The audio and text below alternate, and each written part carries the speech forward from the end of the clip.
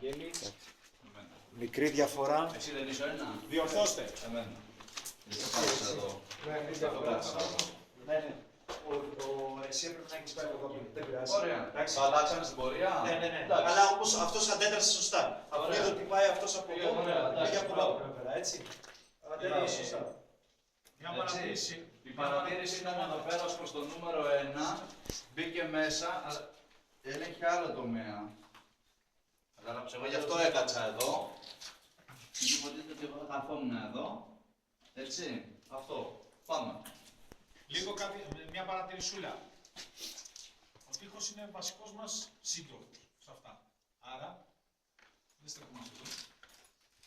Για σένα, Βαγγελάκη. Ναι. Εδώ, γωνία. Έτσι. Ναι. Και σημαντικό νομίζω δεν ακουμπάμε. Γιατί, πρόσκειται κάτι Δεν άλλο. ακουμπάμε. Ναι, τον τείχο δεν ακουμπάμε.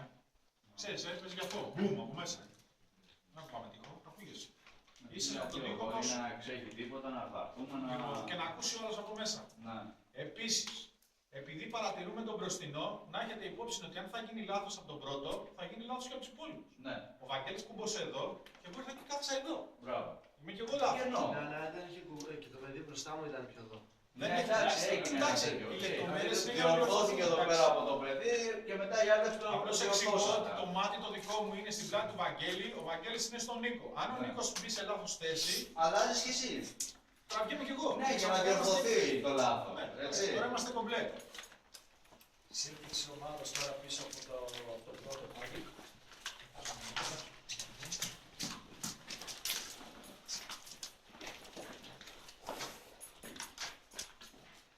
Συνεχίζεις τα όπλα και πάνε μπροστά. Τα όπλα μπροστά έτσι, σημαδεύεται όλοι και εσύ στέλνει μπροστά το όπλο. Μπροστά.